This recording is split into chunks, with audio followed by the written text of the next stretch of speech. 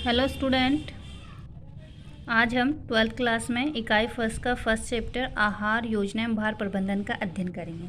तो देखिए, सबसे पहले हम इसमें देखेंगे कि स्वास्थ्य क्या होता है। तो हमारी नज़र में क्या होता है स्वास्थ्य, कि कोई रोग ना होना ही हम क्या समझ लेते हैं, स्वास्थ्य समझ लेते हैं। नहीं, ऐसा नहीं है। स्वास्थ्य क्या होता है कि जो मानव शरीर होता है उसका शारीरिक, मानसिक और सामाजिक रूप से स्वस्थ होना ही क्या कहलाता है, स्वास्थ्य कहलाता है।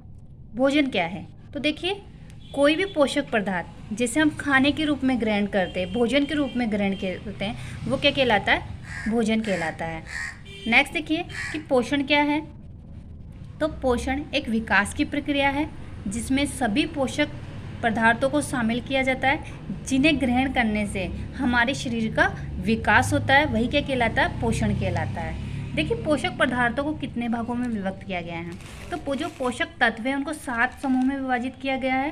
पहला है प्रोटीन, कार्बोहाइड्रेट, वसा, विटामिन, खनिज लवण, जल और रुशांश। तो ये जो प्रोटीन, कार्बोहाइड्रेट और वसा है, इनको स्थूल पोषक तत्व भी कहा गया है। क्यों कहा गया है, क्योंकि इनकी जो हमारे शरीर को बहुत बड़ी मात्रा में आवश्यकता होती है। इसके अलावा इन्हें कार्बनिक पोषक पदार्थ भी कहा गया है। ठीक है, इसके अलावा आप देखोगे कि वसा, विटामिन, खनिज लवण ये अकार्बनिक पोषक पदार्थ कहलाते हैं।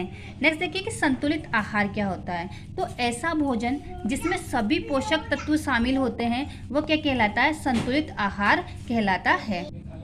आगे देखिए कि शरीर भार प्रबंधन क्या है। तो शरीर भार प्रबंधन से तात्पर्य है कि एक सही भार को बनाए रखने के लिए भोजन की जो अच्छी आदतें हम अपनाते हैं वही क्या कहलाता है, शरीर भार प्रबंधन कहलाता है। इसमें ना तो हमें अधिक भोजन ग्रहण करना होता है, न ही कम भोजन ग्रहण करना होता है, बल्कि एक नियंत्रित मात्रा में भोजन करना होता है, जिससे कि हमारे जो शरीर का भार है वो सही बना रहे। नेक्स्ट देखिए, शरीर का आदर्श भार क्या है।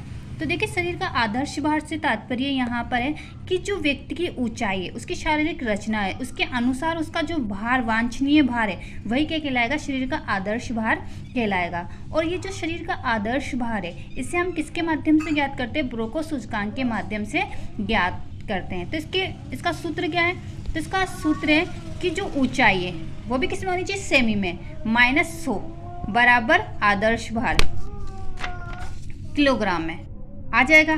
ठीक है, नेक्स्ट देखिए, शरीर भार सूचकांक क्या है। तो ये जो शरीर भार सूचकांक है उसे हम BMI भी कहते हैं, और इसे व्यक्ति के भार तथा ऊंचाई की गणना से प्राप्त किया जाता है। तो BMI का सूत्र क्या है, भार बटा ऊंचाई।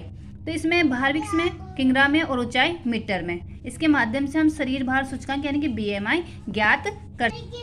अब देखिए, शरीर की आकृति यानी शरीर की एक सही आकृति क्या होती है। तो देखिए, इसे वसा भंडारित क्षेत्र के आधार पर वर्गीकरण किया गया है। देखिए, जो वसा होती है वो शरीर के 2 क्षेत्रों में अधिक जमती है, जैसे कि एक पेट का क्षेत्र हो गया, एक नितंब यानी कूल्हे का क्षेत्र हो गया। इसी के आधार पर शरीर का जो आकार है उसे 2 भागों में विभक्त किया गया है, एक सेव की आकृति और एक नाशपाती की आकृति।